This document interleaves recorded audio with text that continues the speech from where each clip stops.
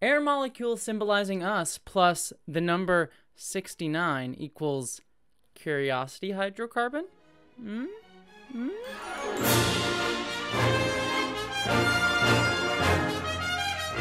Hello, interwebs. I'm not re-recording that intro. That's the one that I'm going with. Anyways, I hope you are doing well because we are reviewing the penultimate episode of Star Trek Discovery, Season 4, Episode 12, finally titled Species Tan C. Specialies. What the hell is specialies? I can't speak. I kind of embarrassed myself with that intro.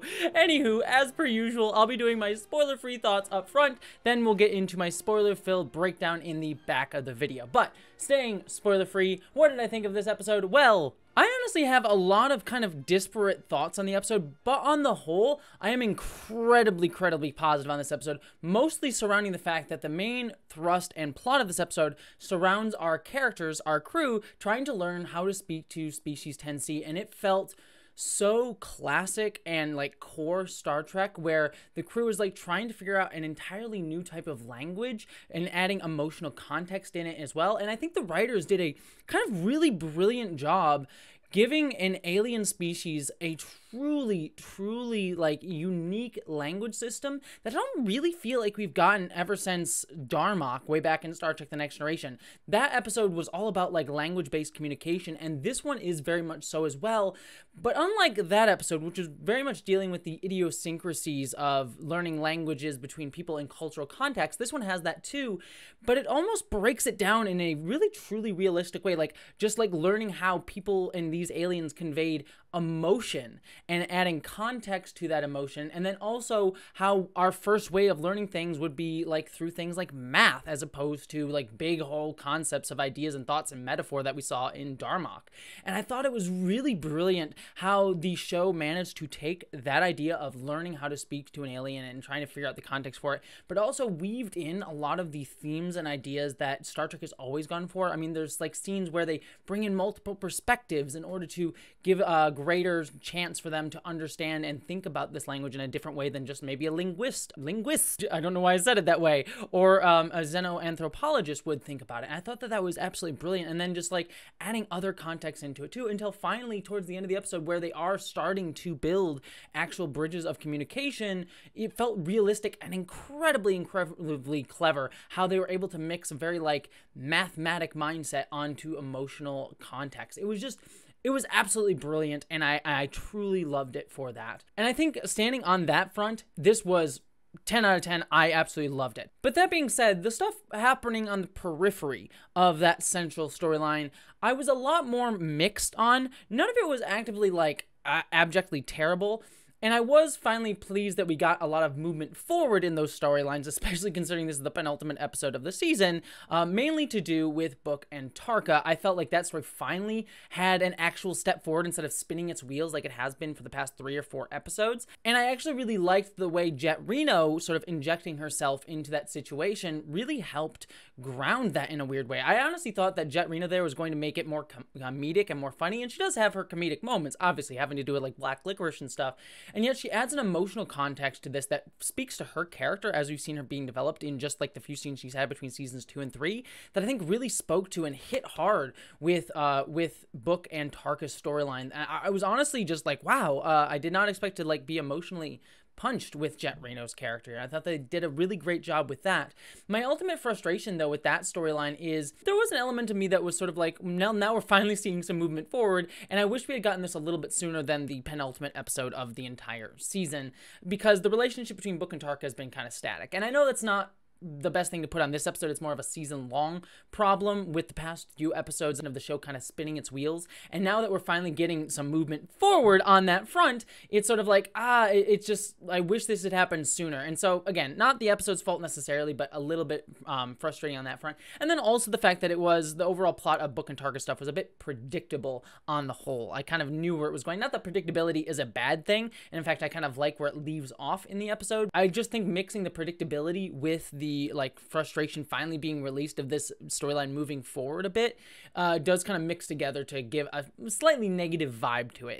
It's all more on the vibes on this one rather than an actual problem with the storyline in and of itself. And I'll end on the thing that I think I have the most negatives about, is that there is one final storyline with the crew of the ship, namely Zora, Culber, Stamets, and Adira, looking for Jet Reno and kind of slowly learning what happened to Jet Reno.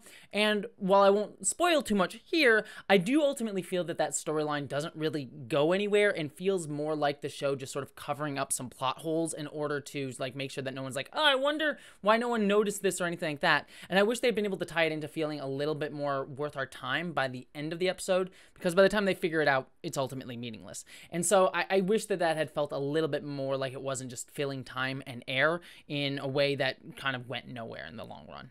I will also say within that, this kind of goes to a larger criticism that I know several other of my fellow Star Trek reviewers have been saying. I think mainly of Steve Shives and Sean Ferrick have both kind of also expressed this in their own reviews of this show, Sean Ferrick being over from Trek Culture, in that we wish that this show wouldn't have spun its wheels so much in the past few episodes, so that when we get to episodes like this, they actually feel like they can really do more instead of just like finally just feeling like, oh, finally we're getting here, and all this stuff sort of happens at once until we get to the big finale where a bunch of stuff is going to happen. Again, that's not necessarily a problem on this episode. It's just sort of much like bringing in the baggage of the past few episodes into this one. So I'm not really judging this episode on its merits and more the season's merits, which probably is more warranted for a season-long review than an episode review. But I think it's worth bringing in because I think my emotion going into this episode and being like, oh, finally, kind of informs also a lot of my feelings on it as well as a reviewer. And so it's kind of more of a vibe instead of a more like actual like consistent ding that I can give on this episode. But I think the backfill of where this season has been dragging its feet kind of fills into a little bit of frustration going into this one. But all that being said, even the stuff that I'm more mixed on does not bring down that central plot of learning to communicate with these aliens, which again felt so incredibly Star Trek that I absolutely loved it. And so on the whole, I think this was on my upper echelons of episodes this season, even though there are a few things sort of bringing it down just a hair in my overall estimation of it. But on the whole, I think this was an absolutely great episode, and it leaves me very excited going into the season finale.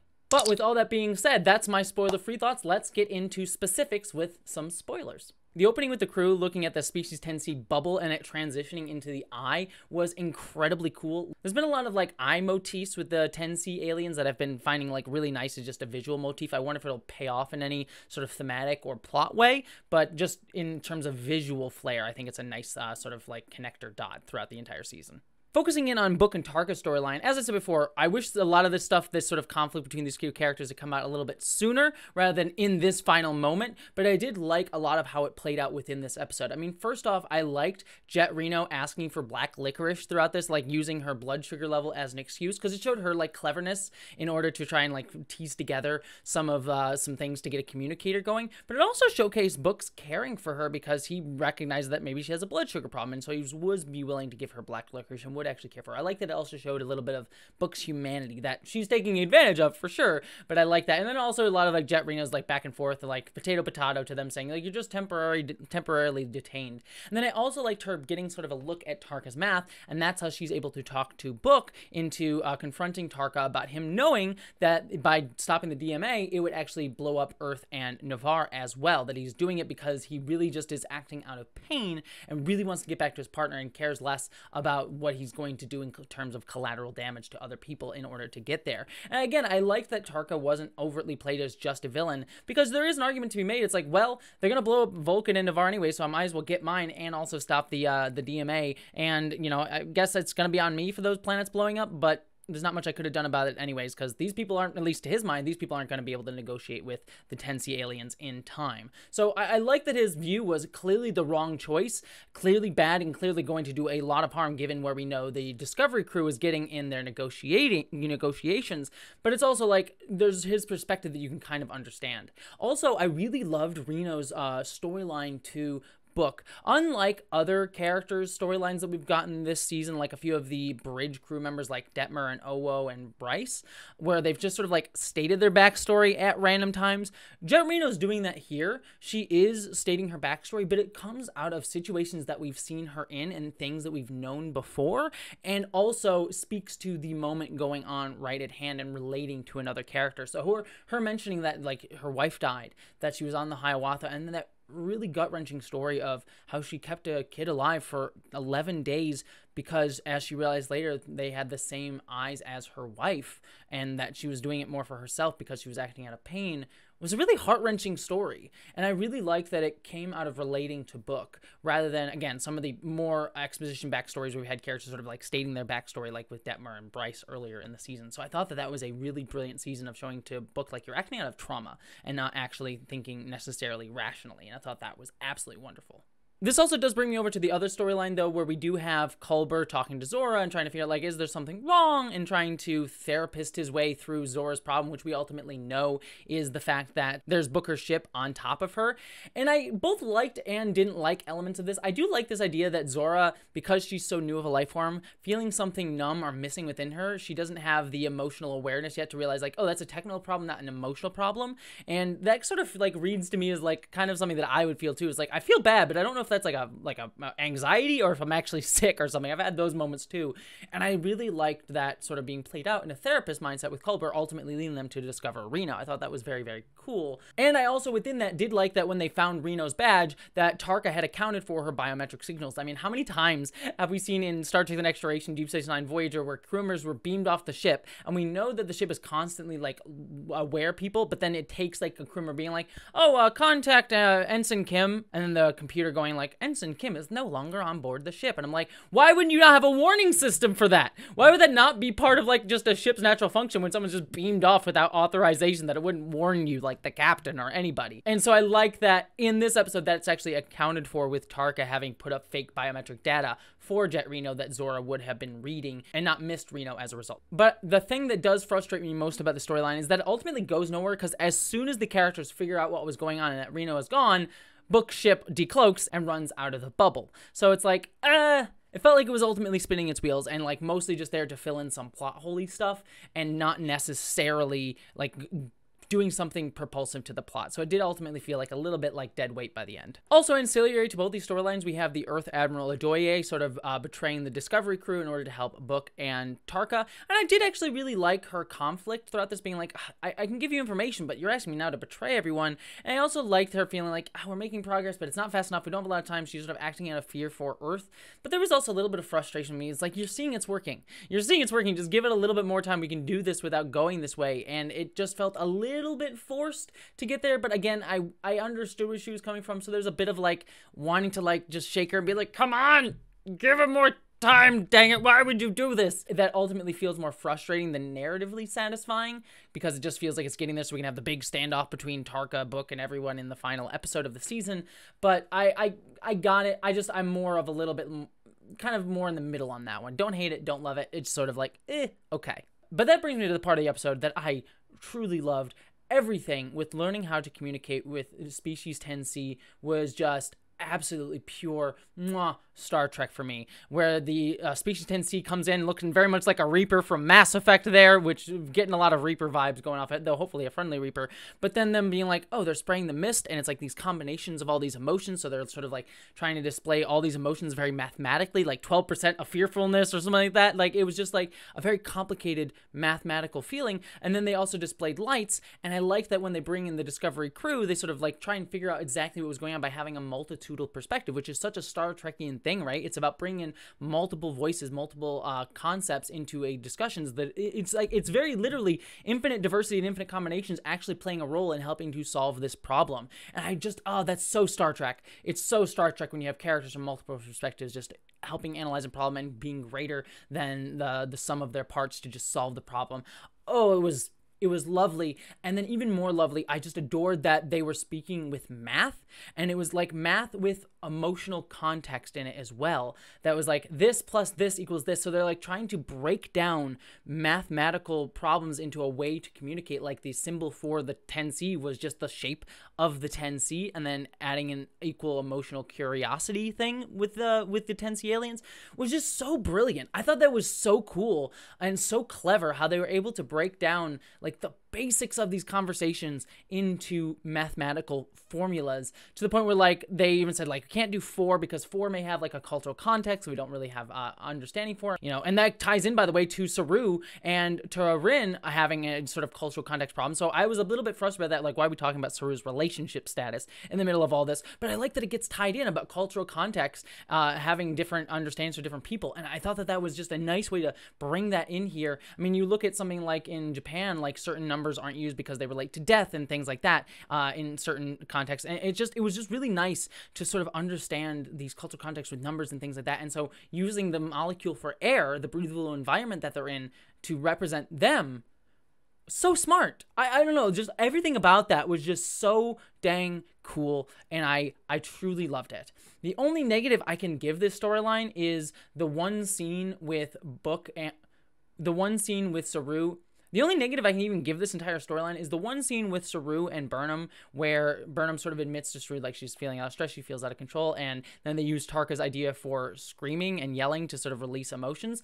I thought it was a sweet scene. It was very cringy, but cringy in like an endearing way. It wasn't just sort of like, oh, this is stupid and dumb. I was like, oh, this is like, I'm cringing because it's so silly, but like, I was like, oh, that's so sweet. And then they laugh and hug each other. Like, it was so adorable. I think but I do have to give it kind of a negative because I'm like, we are in a timer here, folks. So maybe do the yelly stuff afterwards. I know we kind of want to deal with emotions and that's sort of the big thing of this season, just emotional awareness and understanding, even in heated moments. But I'm also like, maybe go into the pod right now and start working. Maybe we don't need to like air our emotions for a little bit longer. So it was a sweet scene, but it was like, maybe a little bit later for this, I think, possibly. But that one scene aside, I will say just everything to do with the storyline was everything I love about Star Trek and Star Trek Discovery, specifically like diplomacy and politics, infinite diversity, infinite combinations, saving the day, talking out our problems, having emotional context in big situations. That's very Star Trek Discovery. This storyline was just great. Just absolutely loved it. But this brings us to the end of the episode where we have Tarka jumping off into the DMA. Very frustrating. Like, no, they were just about to get to make it work out in the true, like, very cliffhangery fashion. And he's going to destroy Earth and Navarre for his own personal trauma, and it's going to ruin diplomatic negotiations with one of the most powerful aliens in the Star Trek mythology. So very exciting ending going into this season finale. But that's all my thoughts on this episode. Overall, very, very positive on it, even if I have a few quibbles and quabbles here and there. I'd love to hear your thoughts, though, down in the comments below. Also, don't forget that an episode of Star Trek Picard, Season 2, Episode 2, came out as well today, so that review should be up here somewhere. But regardless of all of that, thank you so much for watching. I hope that you, as always, my friends, live long and prosper.